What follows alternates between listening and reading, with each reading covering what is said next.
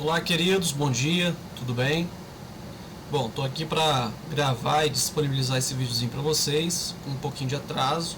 Eu peço desculpas por isso, tive uma série de contratempos, tá certo? Mas finalmente estou aqui para gravar esse videozinho para vocês, o último do ano, do último módulo do ano, do último conteúdo do ano, tá certo?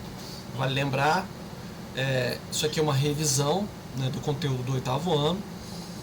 A Secretaria Municipal de Educação entendeu por bem fazer essa revisão para que vocês passem para essa nova etapa da vida escolar de vocês com o mínimo necessário, né, para que vocês não tenham grandes dificuldades. Dificuldades vocês terão, obviamente, todos nós teremos, todos nós tivemos e os alunos continuarão tendo nos próximos anos, né, em face dessa pandemia absolutamente cruel pela qual nós passamos. Mas finalmente passamos, quer dizer, não acabou, obviamente, mas pelo menos o ano de 2020 nós conseguimos atravessar, tá certo? Então é momento de, enfim, de comemorar, né, a travessia desse ano tão trágico, né? Nós conseguimos passar por ele, né? E a gente espera que no ano que vem as coisas sejam muito melhores, que nós nos encontremos, né? Enfim, não na sala de aula, porque vocês estão indo para o ensino médio, mas que nós nos encontremos, né, por aí, que vocês possam ir visitar a escola, eventualmente, me visitar lá, né, que a gente possa se abraçar, enfim, que a gente possa se aproximar de uma vida um pouco mais normal, vamos dizer assim, né? Enfim, vamos ao último vídeo, ao último conteúdo, né, sem mais delongas. Número 5, isso aqui é o conteúdo, portanto, da semana, dia 8/12, hoje, tá? E vamos lá. Questão 5, a denominação dada à divisão do continente africano, a denominação dada à divisão do continente africano entre os países imperialistas. Essa divisão teve início na segunda metade do século XIX, né? E a alternativa que se enquadra a este conceito é a letra B, partilha da África, né? Então a divisão feita pelas potências imperialistas do continente africano foi chamada de partilha da África, certo?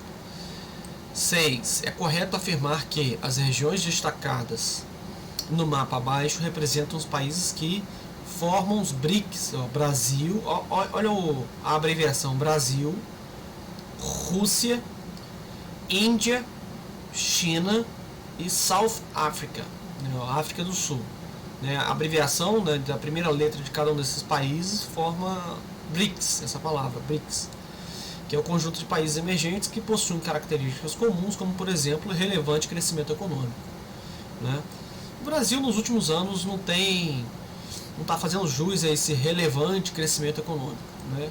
Inclusive, é um porquê, é uma razão, né, dos críticos terem apontado o fato do Brasil estar se afastando dos BRICS, né? Pois bem, letra 7, número 7. Número 7 é uma questão assim, um pouco grande, tá? A resposta, mas é uma questão complexa. Então, como é que você faz para responder uma questão complexa em poucas frases, não é? Mas dá para fazer, é só vocês botarem no verso da folha, enfim, dá para fazer. Apresente alguns aspectos relativos às tensões vividas na fronteira entre Estados Unidos e México na atualidade. Bom, todos os anos, milhares de pessoas, geralmente nascidas na América Latina, buscam atravessar ilegalmente a fronteira entre os dois países, entre Estados Unidos e México, em direção aos Estados Unidos, em busca de uma vida melhor, né? Essas pessoas, muitas das vezes, pagam altos preços a atravessadores, né? Atravessadores obviamente ilegais, que são chamados coiotes. Esses atravessadores vivem do tráfico de imigrantes e, não raramente, abandonam pessoas no percurso, né? A travessia é extremamente perigosa, pois o ambiente é desértico e, portanto, apresenta condições muito hostis ao corpo humano, como calor extremo durante o dia e temperaturas muito baixas durante a noite. E, além disso, a partir da cidade estadunidense de El Paso, no estado do Novo México, essa fronteira ela é marcada pelo Rio Grande, né, que é um rio que nasce lá no estado do Colorado, se eu não me engano, nos Estados Unidos.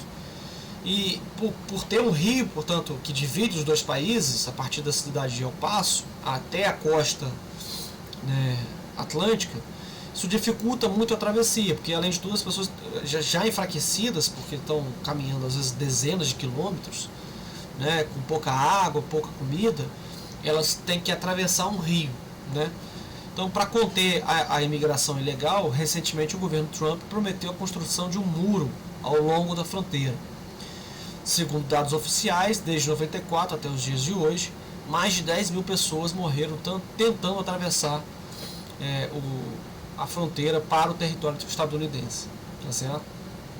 Então esse é um dilema, né, até humanitário, né, que ocorre, né, na fronteira entre esses dois países, né, México e Estados Unidos. O que é muito irônico, porque os Estados Unidos sempre advogaram pela abertura das fronteiras, mas só no aspecto comercial. Eles dizem assim, para a América Latina, abram os seus mercados aos produtos americanos, né? Eles se chamam de americanos, né? Eles acham que americanos são só eles, como se nós não fôssemos americanos, sul-americanos, latino-americanos, mas americanos, com certeza, nós estamos no continente americano. Pois bem, eles dizem assim, abram as fronteiras, ou melhor, abram o mercado para os produtos americanos, né? Deixem que nós vendamos aí, né? Comercializemos aí, vai fazer bem para vocês, né?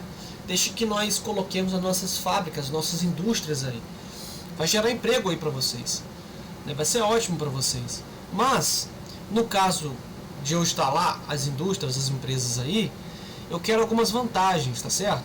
Eu quero que vocês não criem muitos direitos para os trabalhadores de vocês. Eu não quero que vocês criem muitas leis que protejam o meio ambiente de vocês. Eu não quero, obviamente, que vocês impeçam de eu remeter de volta o lucro que eu produzi aí, de volta para os bancos e brancos estadunidenses, né, americanos, melhor dizendo. Então, o lucro que eu fizer aí, eu quero poder trazer de volta, sem nenhum tipo de problema, né? E eu quero que vocês criem condições para que nós possamos vender aí sem muita concorrência. Ou melhor, até pode haver concorrência, mas que ninguém saiba, que eu vou destruir a concorrência de vocês, né? As indústrias de vocês, os empregos de vocês, tá bom? Enfim, então eles, os estadunidenses, né? Agora eu estou dizendo isso, né? Eu e a história, eles dizem assim: abram a economia, mas não venham para cá. Eu não abro as fronteiras para os trabalhadores de vocês. Olha que irônico, né? Então, essa abertura defendida pelos defensores da globalização, ela é só no aspecto comercial, né? Para todo o resto, os muros são cada vez mais concretos, não uma abstração, não é uma coisa assim imaginada, uma coisa concreta, né? Concreto mesmo, muro de concreto, era a promessa parcialmente cumprida pelo Trump, inclusive, tá certo? Isso ao custo, gente, essa divisão de mundos, como é que eu posso afirmar isso? É porque eles defendem coisas políticas para nós que eles próprios não seguem, tá? Então eles são muito protecionistas em relação às indústrias, às empresas estadunidenses, tá certo? Eles protegem as indústrias estadunidenses da concorrência de outras empresas, outras marcas estrangeiras, chinesas, por exemplo, tá? Basta ver o que eles estão fazendo com a Huawei, que é uma indústria, uma marca chinesa, né? Então eles vão criar uma série de desculpas para não admitir a concorrência da Huawei dentro dos Estados Unidos. Mas olha que interessante, então eles dizem pra gente fazer uma coisa, mas eles não fazem isso que eles falam. É aquela velha história do ditado popular: faça o que eu digo, não faça o que eu faço, né? Número 8. Aqui nós temos a América Latina, aqui nós temos o mesmo continente, só que regionalizado de forma diferente, né? Aqui nós temos a América regionalizado do ponto de vista geográfico, tá certo? Então nós temos a América do Norte, a América Central, que é dividida em América Central Insular e América Central Continental, e a América do Sul, né? Tudo isso é América. A América Latina e a América Anglo-Saxônica são divisões do continente americano que seguem as características históricas, culturais e linguísticas. Então, essa divisão regional ela é baseada em critérios históricos, culturais e linguísticos, né?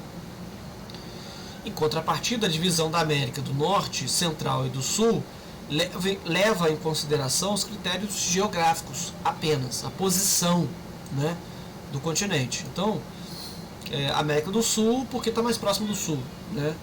América do Norte porque está mais próximo do Norte, e América Central porque está no meio do caminho. Só. Então é apenas a questão geográfica, a posição, tá? Agora, para todo o resto, por exemplo, eu quero fazer uma comparação entre Brasil e Venezuela, ou entre Brasil e México. A realidade é muito mais próxima, a realidade do ponto de vista histórico, linguístico, cultural, do que em relação ao Canadá. O Brasil é muito diferente do Canadá, não só na língua, como na cultura, na história, tá? Por isso há essa divisão regional aqui, que é diferente dessa. Número 9. Com a criação do Mercosul, as parcerias econômicas brasileiras passaram por transformações. Assinale a alternativa que expressa corretamente tais transformações. A alternativa correta é a letra A. Ampliação da parceria com os países sul-americanos, notadamente, principalmente a Argentina, em detrimento da antiga proximidade econômica com os Estados Unidos, né? Então, o Brasil sempre buscou uma relação de proximidade, de parceria assimétrica, porque Brasil e Estados Unidos estão em condições econômicas muito diferentes, por isso assimétricas, né?